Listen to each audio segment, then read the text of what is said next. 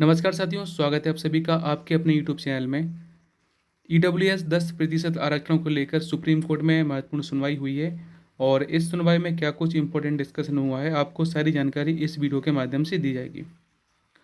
दोस्तों, आपको मालूम होगा सुप्रीम कोर्ट संविधान के आर्टिकल 124 में मिलेगा।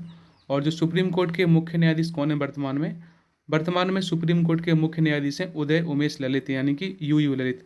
रिसेंटली इनकी नियुक्ति की थी भारत की प्रथम आदिवासी महिला राष्ट्रपति द्रौपदी मुर्मू जी ने। तो ईडब्ल्यूएस कैटेगरी को जो 10% आरक्षण सरकार के द्वारा दिया गया था, इसी के अगेंस्ट सुप्रीम कोर्ट में याचिकाएं फाइल की गई थीं और इन्हीं याचिकाओं पर संवैधानिक पीठ ने सुनवाई की है। और इस संवैधानिक पीठ की अगुवाई कौन कर रहे हैं? तो हमारे वर्तमान मुख्य न्यायाधीश उदय उमेश ललित जी कर रहे हैं। तो आर्थिक आरक्षण संविधान के खिलाफ क्या कुछ इंपॉर्टेंट डिस्कशन सुप्रीम कोर्ट में किया गया है 10% ओबीसी ईडब्ल्यूएस आरक्षण को लेकर, आपको सारी जानकारी इस वीडियो के माध्यम से दी जाएगी।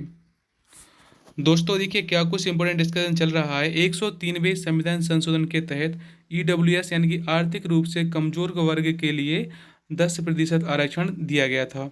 और इसी संविधान संशोधन को जो याचिकाकर्ता है, इनका कहना है कि यह संविधान के खिलाफ है, असंवैधानिक है।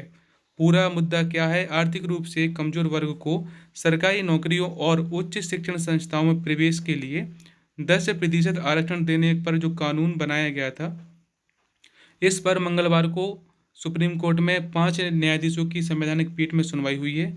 याचिकाकर्ताओं ने कहा है कि आर्थिक आधार पर आरक्षण संविधान के मूल ढांचे के खिलाफ है। यानी कि संविधान का मूल ढांचा क्या है? केशवानंद भारती बनाम भारत संघवाद में कहा गया था कि संविधान के मूल ढांचे से खिलवाड़ नहीं होना चाहिए। तो याचिकाकर्ता है, इनका कहना है कि जो आर्थिक आधार पर आरक्षण दिया गया है संविधान के मूल ढांचे के खिलाफ है। इसमें आरक्षण के जरिए वंचित वर्ग को प्रतिनिधित्व की अवधारणा आर्थिक रूप से ऊपर उठाने की योजना में तब्दील की गई है। यानी कि जो वंचित वर्ग है उसको आर्थिक रूप से आप ऊपर उठाने की अब जो अवधारणा है इसको आपने चेंज किया है। आर्थिक आरक्षण में सामाजिक और शैक्षणिक रूप से पिछड़ों को बाहर किया गया है। यानी कि जो एससी एसटी ओबीसी वर्ग के हैं, जो पिछड़े हैं, उनको आपने आर्थिक आरक्षण क्यों नहीं दिया? तो ईडब्ल्यूएस कैटेगरी को जो 10% आरक्षण दिया गया है, जो सवर्ण होते हैं उनको दिया गया है, जबकि आपको ओबीसी एससी एसटी वर्ग को भी आरक्षण देना चाहिए था, ऐसा याचिकाकर्ताओं का कहना है। इसका लाभ सामान्य वर्ग तक ही सीमित क्यों किया गया है, ऐसी बातें बोली गई हैं। इसलिए यह बराबरी और सामाजिक न्याय के सिद्धांत के खिलाफ है। यानी कि जो संविधान हमें अधिकार देता है समानता का, बराबरी का और सामाजिक न्याय का, यह इसके खिलाफ है, क्योंकि यह जो ईडब्ल्यूएस कैटेगरी वाला आरक्षण है यह ओबीसी एससी और एसटी वर्ग को इससे अलग रखा गया है और यह सभी जो सामाजिक न्याय का उल्लंघन करता है, साथ ही साथ संविधान की मूल ढांचे का भी उल्लंघन करता है। सुप्रीम कोर्ट में जो गैर सरकारी संगठन जनहित जो अभियान चलाया गया था, इसकी याचिकाएं कई प्रकार की लंबित हैं ईडब्ल्यूएस आरक्षण के अगेंस्ट।